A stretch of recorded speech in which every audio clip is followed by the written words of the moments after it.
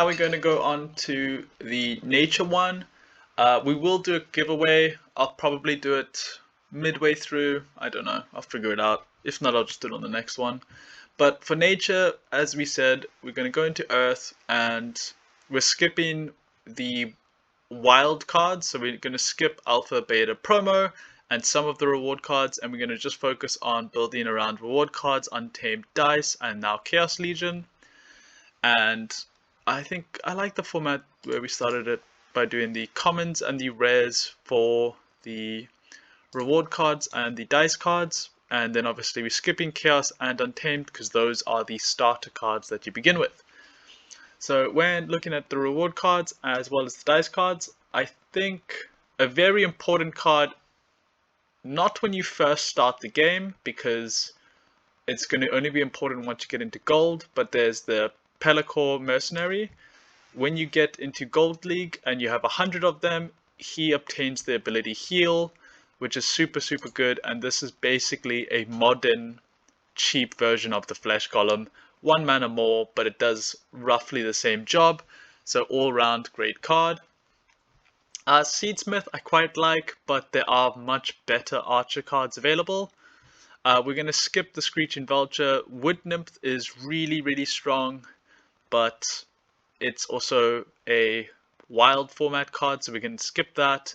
We can skip the Javelin Thrower, we can skip the Mushroom Seer, and let's just make it regular to hide the gold foils. So straight away, if you're building a deck, if you have the money, Myla Crawling is a really strong summoner, but you don't have to buy her. You can build a more magic focused deck.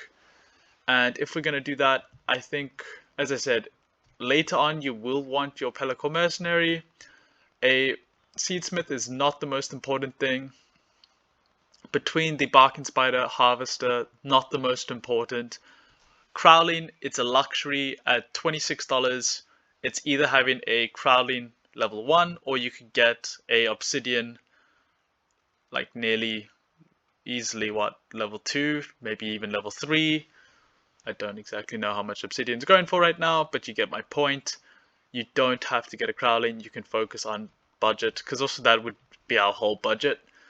But Goblin Darting definitely is a card to consider, and that's purely because there aren't too many. I know that there is the one with Scattershot now, but it's also just a cheap 2 mana cost card to put in to fill out your backline when you want. The other thing is Nectar Queen is pretty good. We don't need it because at the end of the day you'll use Unicorn Mustang way more, but it's still a good card to just look at or hold on to. Centaur Mage, also a good card to hold on to. Not the most important, but definitely a card that you can consider. So what's good about this is it's got Return Fire and it's got a lot of HP, so it's a really good position too. So out of the reward cards and the dice cards, these are the cards I would pick up just because you've got an extra 2 mana archer if you need it. You've got an extra tank for reverse speed and earthquake games, or if it's no magic, then your Unicorn Mustang with Void, this might be a better option. You got a Centaur Mage as a position 2, but there are other cards to use in position 2 if you don't want to use the Centaur Mage. So we might take some of these cards out, but out of the reward and dice commons and rares, these are the ones that I would highlight and focus on. So let's go on to the epics. So we're going to skip Spirit Shaman and skip Brownie, so there's not too many to choose from, but basically Acid Shooter does the exact same job as a Goblin Dartling. It's double the price, but it's way better because it's got 1 extra damage, 1 extra HP, as well as 1 extra speed, so it's a much better, newer version of it. So I highly recommend picking up an Acid Shooter. Hunter, let's think about this. Okay, You don't need a Grund straight away. Is Grund great? Yes. For $4, he's really cheap as well. He's really strong in gold when you can get trample as well. If not, when you can get him to 4 damage, it's even better, obviously. But a level 1 Grunt is a good card. It does 6 damage every round, so there is reason to use him. So maybe we pick him up instead of the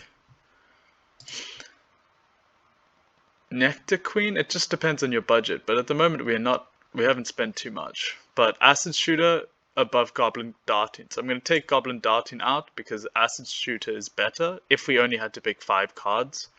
Looking at budget, we're not too worried right now. Centaur Mage, in my opinion, is a better version of the Iron Hand. So Iron Hand is more damage, but way less HP, higher speed. Ideally, you get it to level 2, so it does 3 damage, but not the most important. The Hunter has way less speed, a little bit more HP, less damage, but it costs 2 mana less than the Headhunter. I do like the Headhunter, but I think just for this reason, if you're building a budget deck, you wouldn't go Headhunter, you'd pick yourself up a Jar-X.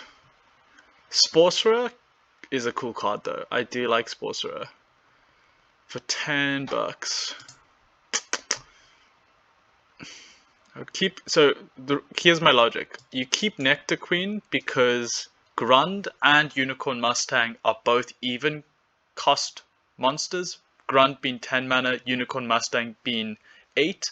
So for your Earth deck, when you play odds or the opposite of even Stevens, and you have to use odd numbers, you can also still use your Nectar Queen as a substitute for your other even numbered tanks.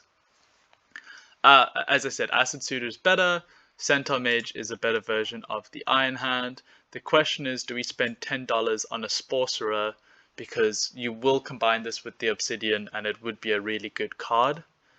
I'm going to put it in for now, but we might change our mind later when we look at the legendaries. So in terms of legendaries, Earth is some of the most expensive legendaries in this game, especially when it comes to its summoners.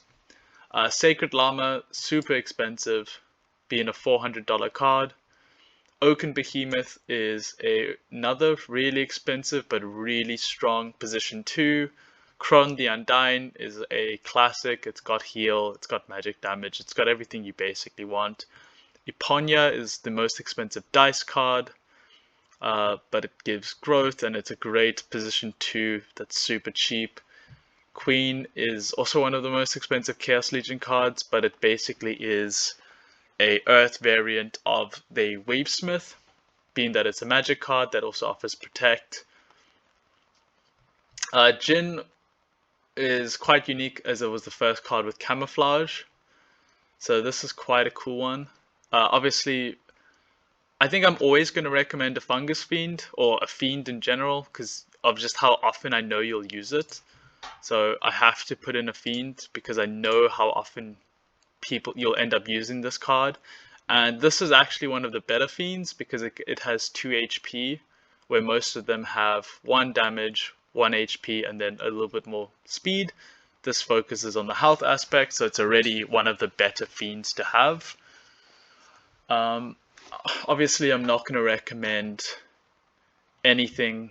Unfortunately, I really do like the Queen Metallica. I don't know how to pronounce it. I really do like Queen. I don't want to spend $24 if you guys are just starting this game. There's other cards to buy. Obviously, Llama, Oaken, Kron are good cards, but I'm not going to recommend them. At the moment, we are at $25, and I'm quite happy with this in terms of what I would get. If you want, you could also add this to your pack, and then you're suddenly at, I think if you add this, you're at the $30 budget, which I normally try to set myself. If you're on more of a budget, take away the sorcerer, because that way you save yourself $10 and then you only spend $20. But basically with these cards, as I said, you've got the Nectar Queen to be a alternative tank. You have a Centaur Mage to be a really good position 2 instead of the one that has Taunt. You have an Acid Shooter to use as a plug at the back of your deck. You have a Grund as a better tank if Unicorn Mustang is not viable. You have a Hunter to put at the back to do lots of damage. You have a Sorcerer when you play with the Obsidian. You've got the Fungus Fiend to just basically use whenever you play your Earth games, because you'll always have time to, especially if you're playing in Bronze, there's always an opportunity to use a Fiend. And then the Djinn is really good as it's a 3 mana, and then with Obsidian it will do 2 magic damage and it'll be camouflaged. So you can't go wrong here. And yeah, I think that's it for must-have legendaries in Earth. It's mainly about the Fiend and the reward one. Obviously the other ones are really good, but it just depends if you have the budget. Like, I would highly recommend you pick up a Queen because of that Protect, because it pairs really well with Earth, because Earth is high HP but not a lot of armor, and then the Queen helps give it the armor. So yeah, catch you guys in the next one. For the giveaway, let's do Fungus Fiend.